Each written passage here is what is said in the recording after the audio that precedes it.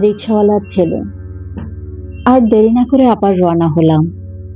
এবার মাঠের মধ্যে দিয়ে ছোট রাস্তা দিয়ে হাঁটতে লাগলাম, কারণ এদিক দিয়েই আব্বু গেছে। আমি গেলে আব্বুকে পাবো।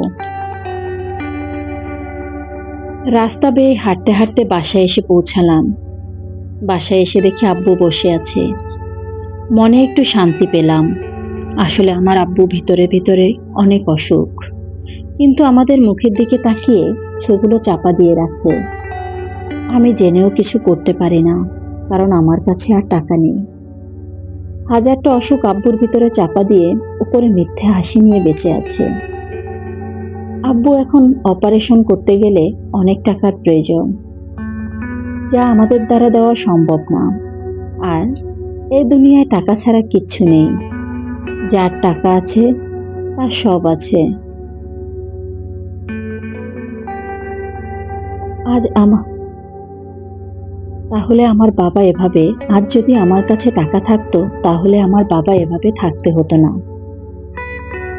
আব্বু, তোমার কতক্ষণ কাজ করতে লেগেছে বলো তো? কেন, কি হয়েছে? কি হয়েছে মানে? তুমি জানো না?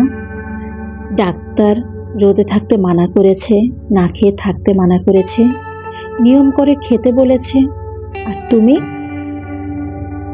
আরে বাবা, ডাক্তার এসব বলার কথা বলবেই, তাতে কি আমার বসে থাকলে চলবে?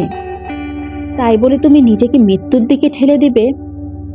আরে কি বকছিস? তোমার ওই চেয়ারম্যানের কাজকে যেতে হবে। কে বলেছে?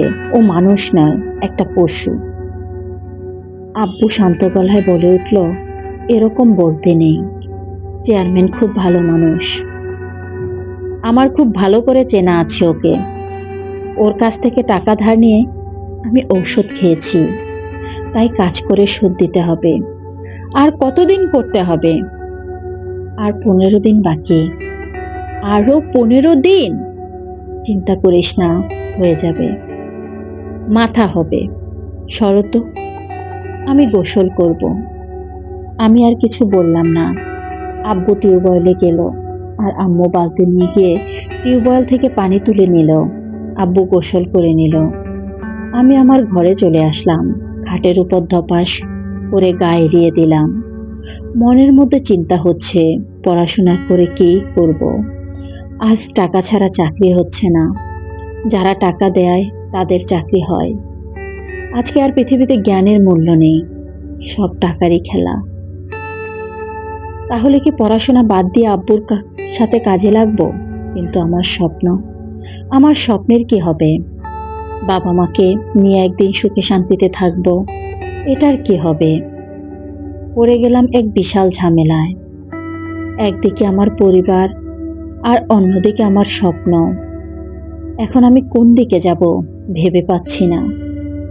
মাথায় কাজ করে না। যদি পড়াশোনার দিকে এগিয়ে যাই তাহলে আমার স্বপ্ন ভেঙে যাবে। আবার যদি আমার স্বপ্ন দিকে এগিয়ে যাই তাহলে আমার পরিবার নষ্ট হবে। কি করব আমি? এমন পরিস্থিতিতে আমার কি করা উচিত? কি করলে ভালো হবে? কোন দিকে গেলে ভালো হবে? হ্যাঁ, পেতনিকে বলে দেখবো কি বলে। বিকেলে ওর সাথে দেখা করতে হবে। আমার বিশ্বাস পেতনি ভালো দিকটাই বেছে নিবে, কিন্তু ভালো দিকটা কোনটা? খাটে শুয়ে থেকে আরাম করতে করতে বিকাল হয়ে গেল। টানা রোদ পেরিয়ে মিষ্টি বিকাল আসলো। পাখপাখালিরা আহারের জন্য ছোটাছুটি করতে লাগলো।